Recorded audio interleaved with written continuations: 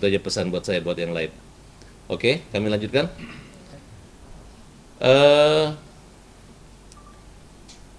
Kami mengatakan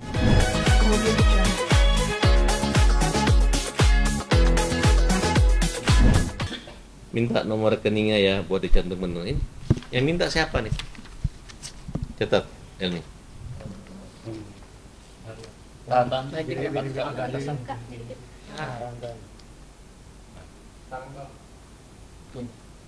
Ya, udah paham kan? Kiri mana ya? Ya, kiri. Kanan. Gantian kanan. Ya udah paham kan teman-teman kan? Nah, bawah sudah.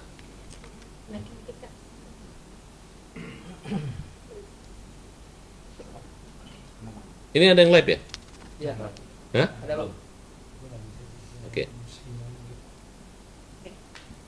Ya, kami juga di samping itu kalau buat yang live itu kita salah satu calon Bupati Kolaka Timur kita buat laporan pidana atas dugaan penipuan, tapi dipanggil nggak datang. Semoga datang, itu aja pesan buat saya, buat yang lain. Oke, kami lanjutkan.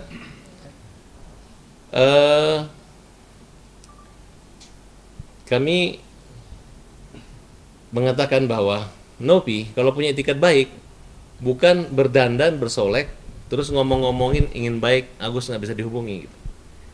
Dia itu hanya datang pada saat sekali doang, habis itu nggak pernah datang lagi. Datang pun hanya mempermalukan Agus dan keluarga. Nah, kalau Agus sekarang dikatakan tidak memanfaatkan uang itu, justru kan gini logikanya, kenapa kita laporkan orang? Karena kita anggap orang itu melanggar hukum.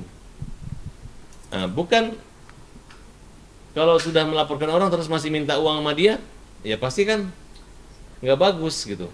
Karena kita anggap itu perolehan uang itu dari hal yang kita laporkan tidak benar.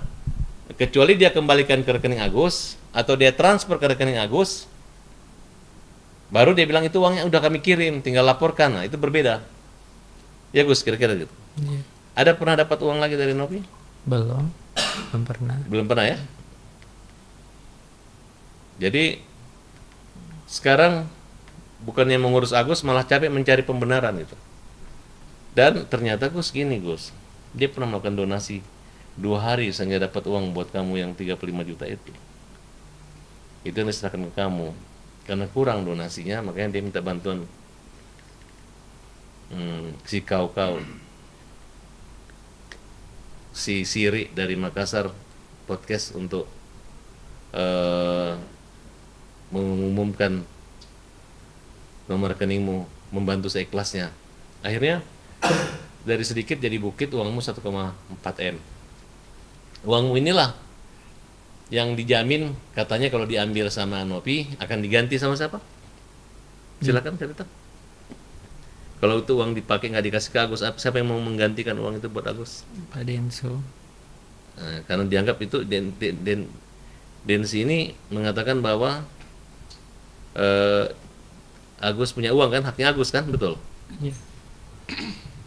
Jadi kalau sudah yang punya podcast yang mempublikasikan berita ini mengatakan itu uang Agus, kenapa lagi yayasan menahan? Saya baca kok WA-nya, Teh, nanti pakai nomor rekeningmu, iya makasih. Jadi nggak ada perjanjian, nggak ada apa-apa di situ. Justru mungkin yayasan berterima kasih, alhamdulillah makan gede nih nanti, ternyata bukan kecolongan, kena prank.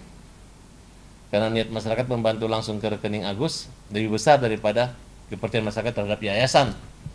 Mungkin selama ini orang gila maupun anak balita nggak bisa komplain, tapi Agus sangat selektif dan teliti penggunaan uang itu. Ini dituduh ambil emas, dituduh beli handphone mahal, beli emas, masih beritanya pun postingan tetap nggak pernah diturunkan. Tapi udah kita luruskan ya. Apalagi pertanyaan? Soal pengobatan di Singapura. Nanti kalau pengobatan nanti yang ngomong Krisna aja ya, karena kami berbagi tugas untuk masalah pengobatan dan biaya semua, saya minta tolong Mak Krisna beresin semua gitu. Karena kalau semua saya urus semua, saya pusing gitu kan. Tapi yang penting ada salah satu yayasan juga harusnya ketemu kemarin karena hujan akan menanggung sepenuhnya biaya pengobatan Agus. Ini dapat juga. Jadi tenang aja Gus. Walaupun uangmu sekarang di tangan orang, tapi tangan Tuhan tetap mengisi kantong dan kesehatanmu Gus ya. Amin. Buat ini Agus nih. Tepuk tangan dulu dong buat Agus. Terima kasih ya Allah. Berarti artinya Krisna jadi pengganti Junaidi apa? Pengganti Junaidi apa? Junaidi apa? Siapa sih tadi? Zainuddin yang nama. Oh enggak. Zainuddin masih tetap dia bergabung dengan kita. Yang ngejek-ngejek kita itu Zainuddin tetap kita maafin. Karena fitnah udah lewat berlalu dan Zainuddin fair juga, dia mengatakan bahwa sudah ada beberapa klarifikasi harusnya hadir hari ini. Jadi Zainuddin itu hanya marah ngambek gitu. Gara-gara nggak tahu lah ya, mungkin capek juga ya. Saya bilang, "Kau hati-hati. Saya laporin kamu polisi, kamu fitnah-fitnah kita." Betul nggak? Sedangkan Nobi aja kita laporin, apalagi pengecaran namanya. Penjelasan yang katanya kita di Elmi dituduh beli emas. Ini ada suratnya ya buat klarifikasi aja. Ini ada tanggalnya surat pembelian sebelum, karena kan ada netizen yang menanyakan mana suratnya gitu. Ini surat sebelum tanggal kejadian.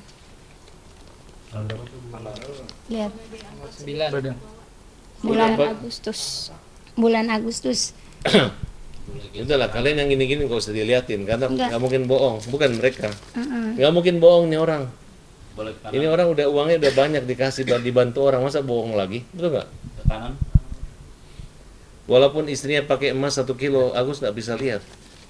Yang dirasakan itu adalah kebaikan ketika dia menyuapkan. Ya Gus, kemarin aja Agus ini mau masuk toilet ke dapur deh, ya Gus. Ya nggak? Cuman klarifikasi netizen Wah. ada yang menanyakan surat. Udah nggak usah cerita ini, kok cerita aja kenapa Agus ke toilet ke dapur, cerita itu yang penting. Oh iya, kemarin sempat pagi-pagi saya lagi masak, si Agus mau ke kamar mandi. Terus Kamar mandi di dia dapur. malah larinya ke arah dapur. Ya, itu. Saya lupa, biasanya saya ngarahin, sayanya lagi lepot di dapur, dia jadi sempat nabrak rak. Mudah-mudahan ditemukan kacamata yang bisa menggambarkan posisi di depan kita itu kan ada kan? Asal jangan pakai kacamatanya tiba-tiba ngelihat ada Pak Wawa dikira Elmi ya. Tutup lagi nanti. Densu, oke, aku lurusin. Oke. Kita pastikan baru lagi pakai soal pendidikan. Enggak gini. Tunggu Bang. Densu itu orang mana sebenarnya dia? Orang mana? Sampai pakai Siri gitu. Ragu saya. Orang mana? Umumkan dia itu turunan mana gitu. Kemarin itu memang saya di luar dugaan. Tiba-tiba kok didatangin gitu. Berani amat Densu mendatangin saya. Padahal dia mengatakan tai kepada saya duluan. Ya. Saya nggak tahu kalau dia itu udah live dari jalan, kemudian seolah-olah datang sini. Sebenarnya saya agak keberatan sih. Hanya waktu habis sholat ya, saya hilang emosi saya udah hilang. Karena habis ketemu bersujud di hadapan Tuhan lah kira-kira gitu. Jadi ketika saya mau marah, ada teman saya Ais mengatakan, udah ini orang Makassar gini, kayak ada MC. Jadi saya lupa kalau dia ini mengatakan saya tai. Jadi saya anggap dia sebagai tamu normal gitu. Ya salaman aja saya. Tapi memang kalimat katanya sombong banget gitu. Sampai orang tua saya aja saya keberatan. Hat, belum pernah ada di Jakarta ini orang berani datang ke rumah saya. Kemudian ya kalau dia memamerkan dia sopan, dia baik, ya, oke lah kita hormat. Tapi setelah saya sadari kayak saya dihipnotis. Ada apa? Oh lu ngamuk di rumah gue. Lu bilang kau ini gini. Orang datang ke rumah saya, tiba-tiba ngomong gini. Katanya kau mau pukul saya, silakan pukul saya. Saya tidak akan membalas. Saya nggak lapor polisi. Baru ada satu orang di dunia ini datang ngomong kita di rumah gitu. Terus kita pukul. Nggak mungkin dong. Terus dia bilang, saya tanya, mulutmu ngomong tai ya?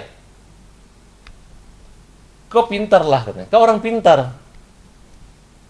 Thai itu menurut saya bahasa Korea katanya. Great, hebat. Kalau bahasa Bugisnya katanya Thai, enggak gitu.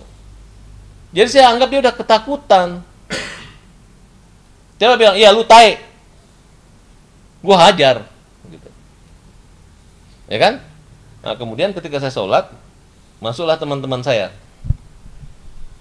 Udah masuk, teman saya tegur, Is, kamu malam itu kenapa sih? Orang kasar, orang sombong, kalimat-kalimatnya nggak ada ramah, gitu. Nggak ada ramah. Dia mengatakan siri napace, ya. Orang Makassar dengan orang Bugis tidak pernah ada adu siri-siri. Siri itu adalah kalau bicara filsafatnya harga diri.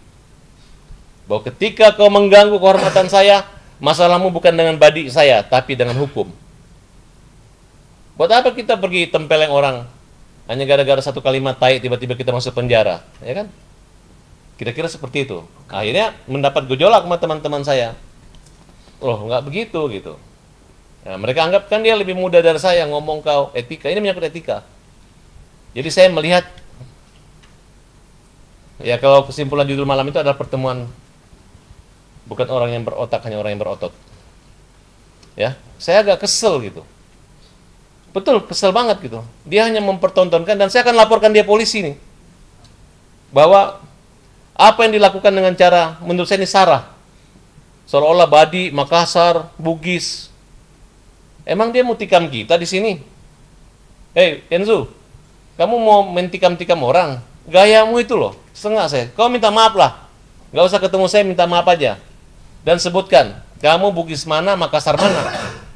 Sehingga kau itu bisa pakai siri-siri gitu. Jangan kau adu domba antara orang Bugis dengan Makassar.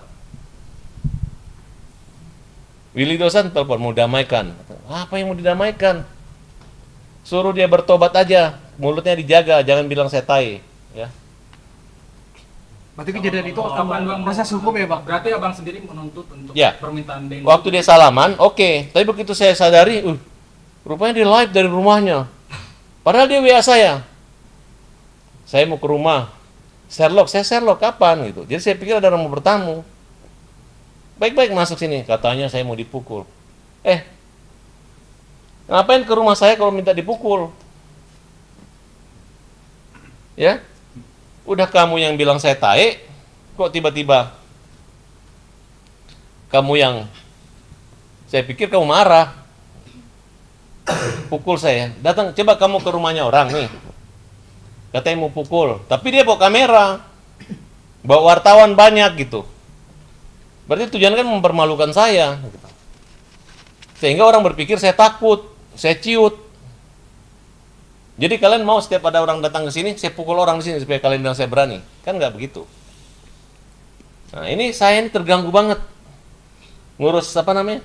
Ngurus lagi berjuang pembela kaum lemah. Kok jadi orang yang kita harus ucapin terima kasih jadi membuat atraksi dengan saya gitu. Nah, jadi saya minta teman-teman paham lah. Ya. Saya tersinggung banget. Densu tidak minta maaf dan tidak klarifikasi ke umum, aku laporin. Kami udah punya kalimat-kalimat ini nih, contohnya nih.